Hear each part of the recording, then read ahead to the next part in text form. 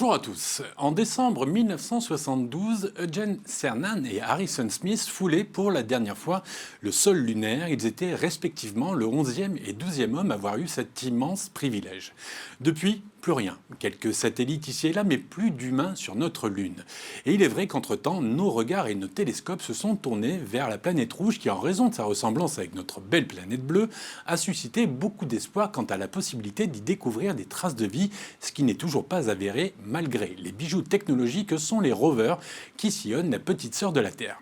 L'idéal serait d'y envoyer des hommes, mais pour de nombreux scientifiques, avant la colonisation martienne, une première étape s'impose, la construction d'une base lunaire qui permettra aux agences spatiales du monde entier d'avoir une rampe de lancement vers Mars.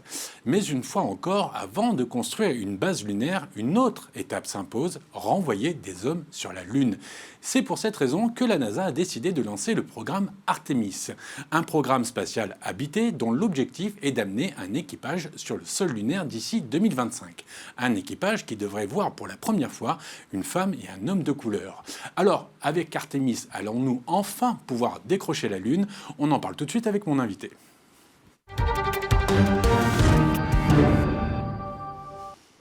Et mon invité, c'est vous, Sébastien Bard. Bonjour. Bonjour. Vous êtes le sous-directeur adjoint de l'exploration et des vols habités pour le CNES, le Centre national des études spatiales. Merci d'avoir accepté notre invitation. Alors avant de parler d'Artemis et du programme spatial associé, une question naïve, certainement, peut-être pour vous qui êtes un spécialiste, mais la Lune appartient à qui? A-t-elle un statut légal? Comment elle existe par rapport à nos institutions?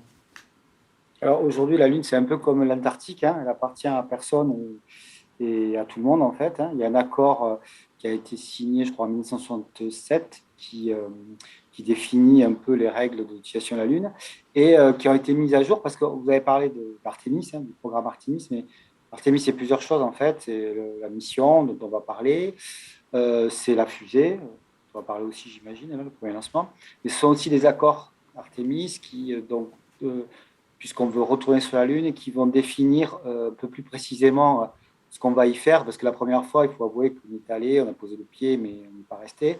Là, l'idée, c'est d'y rester. Donc maintenant, on se pose des questions un peu plus précises sur vraiment l'exploitation de la Lune, l'exploitation commerciale, etc. Donc effectivement, il y a aujourd'hui, elle appartient à personne, mais il y a quand même un vide, donc il y a des choses à préciser. Et là, le programme Artemis et le fait d'y retourner pour y rester, entraîne ces questions-là. Parce qu'il y a une époque, alors de souvenirs, il y avait des gens qui vendaient des parcelles de Lune. On est d'accord que c'était de l'arnaque, il n'y avait rien de concret et de sérieux là, derrière ça. Hein. Mais non. Bon. Alors vous le disiez, avant le programme Artemis, il y a eu les missions Apollo qui ont duré de 1960 à 72. Enfin, le départ de la mission et la fabrication de la mission. Le programme, c'est 1960. Il y a eu 6 navettes qui ont aluni. Je le disais, il y a 12 hommes qui ont foulé la Lune, le sol lunaire. Qu'est-ce qu'on retient de ces explorations?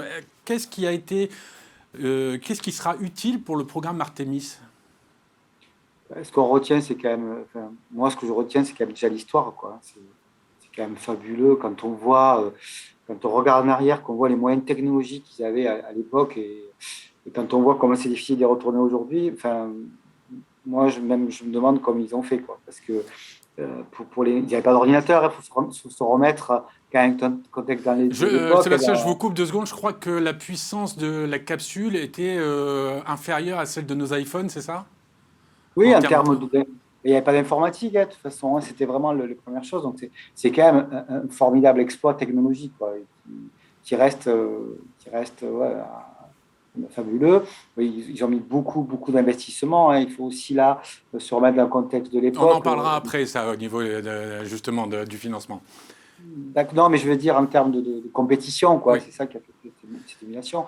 Bon, ce qu'on retient, c'est quand même, on a récupéré l'échantillon, hein, de la Lune. Donc on sait maintenant ce qui nous attend, on sait un peu comment est fait le sol lunaire, comment on atterrit sur la Lune, ce qu'on ne savait pas au début. Donc il y a tout un retour qu'on a aujourd'hui qui nous permet d'optimiser notre mission, quoi. On ne va pas retourner au même endroit, on sait un peu mieux où il faut aller maintenant, on sait un peu plus qu'on va y chercher. La différence, c'est qu'à l'époque, c'était vraiment d'y aller, on ne savait pas trop, il fallait poser les pieds. Maintenant, on y va quand même avec l'idée d'y rester. Et ça change beaucoup. On en reparlera sûrement, dans l'endroit où on veut aller, le choix du site d'atterrissage, etc. Alors, en 1969, quand Neil Armstrong a mis le pied sur la Lune, ce voyage, c'était une volonté du président américain Kennedy. Il y avait cette lutte politique, en fait, cette compétition avec la Russie.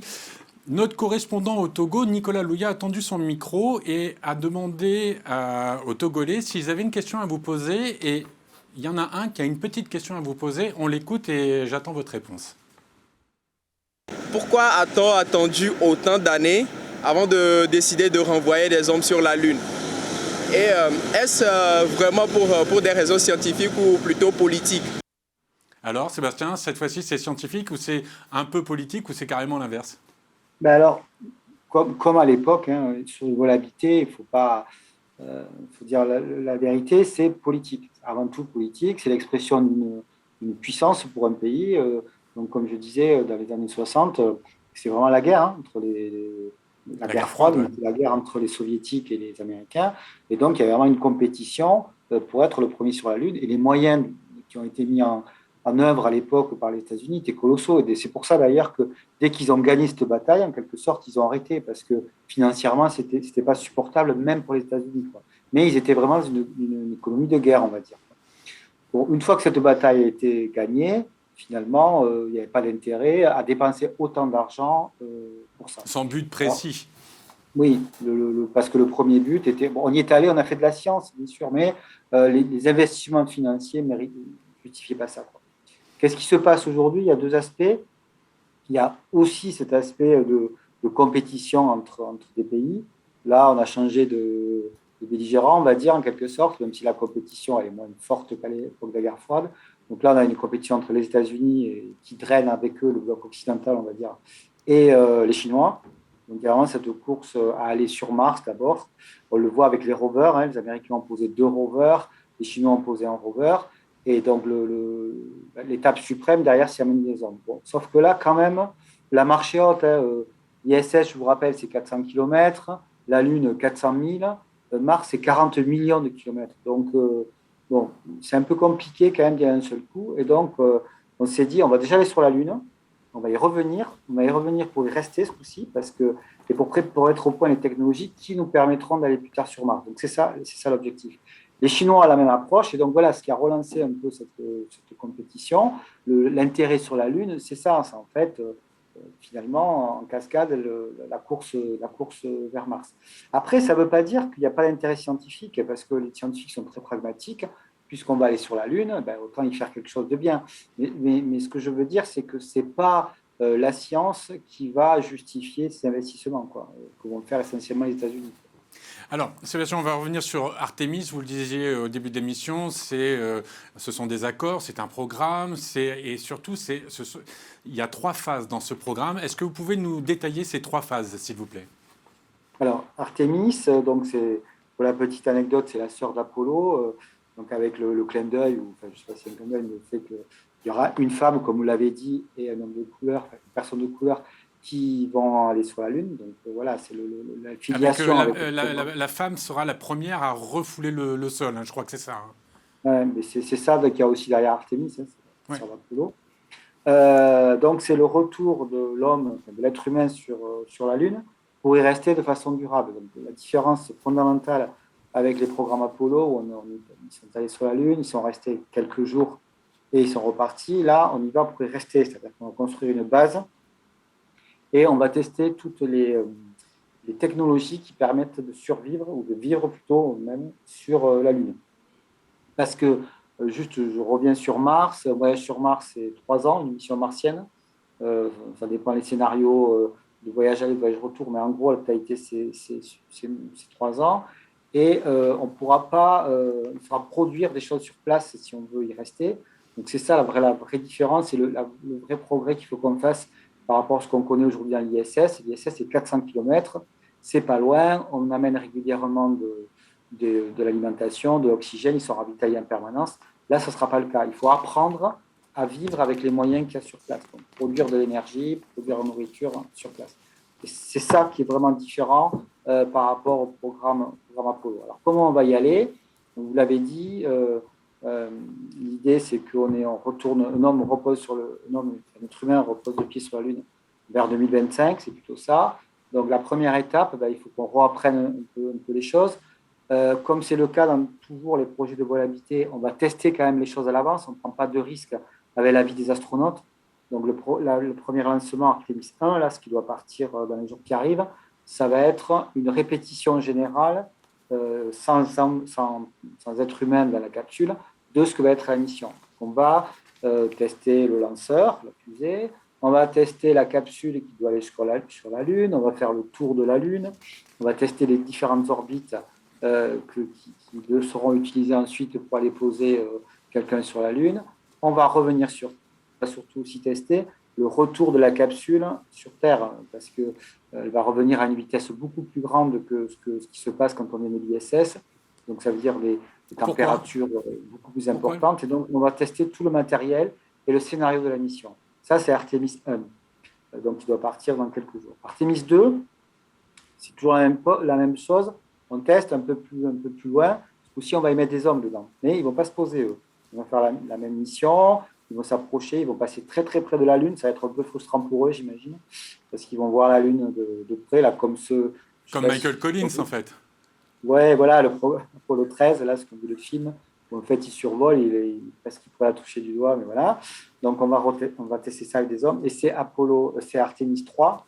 C'est la mission où on va revenir sur la Lune, avec une mission qui est à peu près la même chose que ce qui a été une mission Apollo quand même. Hein. Là, on est vraiment, l'objectif, là, c'est remettre le pied sur la Lune. Donc, on peut considérer que quand on sera Artemis 3, on sera revenu au niveau d'Apollo, les dernières missions Apollo. On sait envoyer quelqu'un sur la Lune et il se pose et il revient. Ensuite, le programme Artemis de base, là, il y a encore 3 missions de prévues, donc 4, 5, 6. Et là, c'est là que ça devient un peu plus ambitieux, c'est-à-dire que pour pouvoir y rester de façon pérenne, sur la Lune, on ne va pas construire une base comme ça de suite. Quoi. On ne peut pas, pour moi, amener le matériel, c'est comme une maison. On ne peut pas arriver là avec le sac à dos et puis on dit c'est bon, je construis la maison. Il faut amener du matériel, etc. Donc ça demande de la logistique.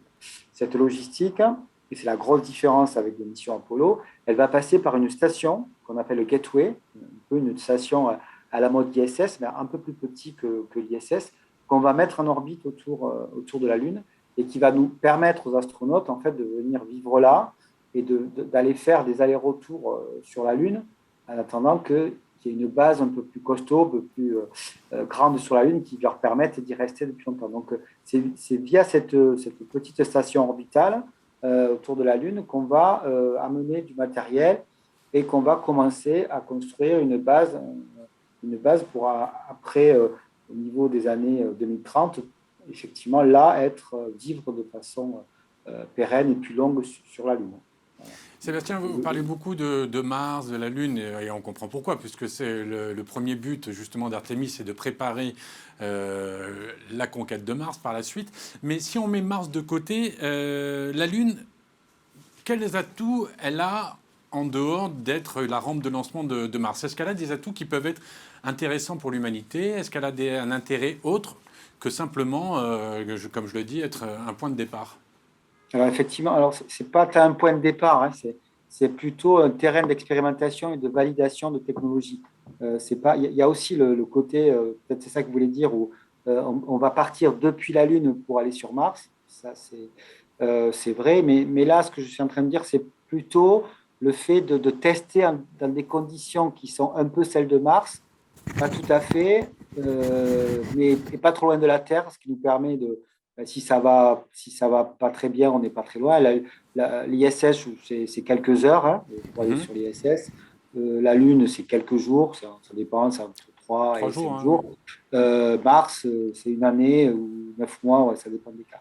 Donc voilà, on voit bien que la Lune, c'est un terrain d'expérimentation, on peut considérer comme un laboratoire. Donc c'est ça. Après, à côté, il y a des aspects scientifiques. La Lune a quand même des intérêts d'un point de vue scientifique. Il y a plusieurs aspects. Par exemple, aller étudier la Lune, c'est aussi valider des modèles de formation de la Lune et quelque part, c'est un peu mieux comprendre comment s'est formée la Terre en allant voir sur la Lune. L'avantage de la Lune ou de toutes les autres planètes comme Mars, c'est que ce sont des planètes vivantes, comme la Terre qui a de la tectonique des plaques, qui a de l'érosion, etc. Et c'est très difficile, voire impossible sur Terre, de trouver des traces du passé lointain qui datent de la formation de la Terre. Ils n'existent plus, ils ont été balayés, effacés. Quand on va sur des astres qui sont pas vivants, en fait, on retrouve des traces de ces époques-là, du début de la formation du système solaire. Donc ça nous intéresse, ça intéresse les scientifiques. Ce qui est intéressant aussi, c'est en allant sur la face cachée de la Lune, parce que vous savez qu'en fait, on voit toujours le même côté de la Lune. C'est la face qu'a exploré les Chinois, d'ailleurs. Exactement ça, oui. Donc, c'est dans cette fameuse course-là, les Chinois, ils ont marqué un petit point par rapport aux Américains, parce que c'était les premiers qui sont allés sur la face cachée de la Lune, alors que On sait ce qu'ils ont trouvé ou c'est resté confidentiel et ça a été dévoilé non, enfin, on a des images, hein, mais en fait, ce qui est intéressant, c'est le retour d'échantillons. Est-ce que la composition de la surface lunaire, de la surface cachée, est différente de celle qu'il y a de l'autre côté? Et moi, je ne sais pas et je n'ai pas eu de retour là-dessus. Je ne suis pas sûr que les Chinois aient partagé encore tous leurs résultats. Ce qu'on dit aussi, c'est que sur la face cachée, ça permet de construire des télescopes. On parlait du James Webb, des télescopes qui sont un peu plus gros que ce qu'on va faire sur un satellite. Et donc, on a un site d'observation qui est assez propre, puisqu'il est éloigné de la Terre, enfin, il est caché de la luminosité de la Terre. Et on peut avoir des infrastructures qui sont de très gros. On pourrait avoir de très gros télescopes type ceux qui sont sur Terre, sauf qu'on n'a pas l'atmosphère. Vous savez, quand on observe les étoiles, l'atmosphère, ça gêne, ça brouille, même si c'est de nuit. Hein. Ouais. Ça fait Ça fait un filtre, en fait, qui est un peu... fait un filtre, voilà, qui empêche d'avoir des observations très bonnes. Quand on est satellite, on n'a pas ce filtre, mais on est limité par la taille du satellite qu'on envoie. Même si c'est un satellite énorme, ça n'a rien à voir avec les télescopes terrestres qu'on peut voir au Chili. Ce qu'on pourrait imaginer, c'est qu'en allant sur la Lune, on pourrait allier les deux avantages, c'est-à-dire avoir les télescopes, genre un télescope terrestre, mais dans un environnement qui est l'environnement spatial où il n'y a pas de pollution due à l'atmosphère. Donc voilà les intérêts vraiment scientifiques qu'il y a, au-delà des intérêts, encore une fois, techniques, qui nous permet de valider les technologies qui nous permettront d'aller sur Mars. Ce que je voulais dire aussi quand même, parce que donc, ce qu'il faut voir aussi, c'est que la grosse différence, donc je l'ai dit, par rapport aux missions Apollo, c'est de vouloir rester sur la Lune, d'y habiter et d'y vivre. Et ça draine des activités qui sont complètement nouvelles dans le monde du spatial. Par exemple, la production d'alimentation. Aujourd'hui, on ne fait pas ça. Dans la station spatiale, on les ravitaille régulièrement avec de l'eau, de l'oxygène, de la nourriture. Là, ce qu'on veut essayer de voir, ça sera obligatoire sur Mars, c'est de produire des choses sur place, donc de produire de l'énergie, de produire de l'oxygène, de récupérer de l'eau qu'il y a sur la Lune, on sait qu'il y a de l'eau, de produire des aliments, et aussi de retraiter, de valoriser les déchets. Parce que, en fait, tout ce qu'on va devoir amener sur la Lune, on ne va pas l'amener pour le jeter ensuite, quoi. Donc, il y a toute cette réflexion autour de qu'est-ce qu'on fait des déchets, s'il y en a. Donc, déjà, on va essayer d'en avoir, mais s'il y en a, il faut les valoriser, etc. Et ça, c'est quand même des activités qui sont complètement nouvelles pour le spatial, on n'a déjà pas l'habitude. Et ce que je veux dire aussi, c'est qu'on voit bien que quand même ça a une relation, un lien avec des activités, des préoccupations très terrestres, la valorisation des déchets, tout ce la sobriété, c'est ça que ça veut dire derrière. C'est-à-dire que vous voulez dire qu'en fait, tous ces travaux auront de toute façon un aspect positif pour les humains et pour la Terre, de toute manière. C'est ce qu'on espère. Alors, je ne suis pas en train de dire qu'il n'y aurait pas le programme lunaire, ça ne se ferait pas, bien sûr que si. Je veux dire, on peut faire tout ça sans aller sur la Lune. Je ne suis pas en train de justifier ça en disant qu'il faut absolument aller sur la Lune pour ça. Mais ce que je veux dire, c'est que si on va sur la Lune ou sur Mars, il faut traiter ces problèmes. Donc, ce que j'espère et que je crois, et quand on regarde ce qu'on a hérité des différents programmes spatials, c'est quand même ça, c'est que c'est un accélérateur de technologie, quoi. Le fait de vouloir aller dans l'espace, aller vivre, le programme Apollo, il y a plein d'exemples comme ça nous a obligés de trouver des technologies nouvelles pour résoudre nos problèmes. Et ces technologies, elles ont, in fine, profité à tout le monde. Sans compter tout ce qu'on va pouvoir trouver quand on y sera et auquel on n'a même pas pensé encore pour l'instant, j'imagine aussi. Oui, oui, oui. Alors, Donc, ce que j'espère, ça sera quand même, finalement, chaque être humain, peut-être, on aura les conséquences. Sébastien, je le disais en préambule, les premières personnes supposées refouler le sol lunaire seront une femme et un homme, une personne de couleur. C'est quoi? C'est juste un coup de com' ou c'est comme l'a dit le président américain Joe Biden pour un réel besoin d'équité? Ben, après, on peut le voir enfin, on peut mettre en toujours. Il n'y a pas de discrimination positive, je veux dire. Non, mais enfin, je veux dire, quand on sélectionne les astronautes, il y a tellement de candidats que des gens qui sont capables de faire ça, il y en a beaucoup plus que dont on a besoin. Je veux dire, là, l'Agence spatiale européenne va sélectionner une dizaine d'astronautes. Dans les semaines qui arrivent, on aura leur nom. Les candidats qui étaient bons, il y en a 10 fois, 50 fois plus. À un moment, il faut sélectionner. Le critère de dire il faut que ça soit une femme ou quelqu'un de couleur, on peut dire que c'est la discrimination positive, mais oui, je trouve que c'est important. À un moment, il y a des gestes symboliques qui comptent, quoi. Mais ça ne veut pas dire que ceux qui vont être sélectionnés, ils seront là juste parce que c'était une femme ou juste parce que c'était une couleur. Bien sûr qu'ils sont aussi bons que les autres, ils ont gagné leur place. Mais on prendra une femme parce qu'on a envie d'en prendre une et parce que c'est un symbole et c'est important, les symboles. Mais ces gens-là, ils ne seront pas plus. Sur quels critères ils vont être sélectionnés, justement, les astronautes? On a une idée ou ça va être ils sont déjà sélectionnés, les astronautes. On sait déjà. D'accord, oui. Alors, c'est pas qui, on sait le groupe. D'accord. C'est-à-dire la NASA a sélectionné, la dernière sélection d'astronautes de NASA, puisque les premiers, c'est des Américains. C'est une femme, un homme de couleur, mais américain quand même. C'est pas ouvert encore à tout le monde, quoi. Donc, ils ont été sélectionnés il y a quelques années maintenant. Je ne sais plus combien ils sont, une vingtaine, je crois. Donc, on sait que les 2 premiers seront dans ce groupe-là. Par contre, ils n'ont pas annoncé encore lesquels là-dedans iront sur le programme lunaire. Mais on a les 20 noms, quoi, si vous voulez. Voilà. Alors, on va retourner au Togo et notre camarade sur place a une deuxième question à vous poser. On écoute et j'attends votre réponse.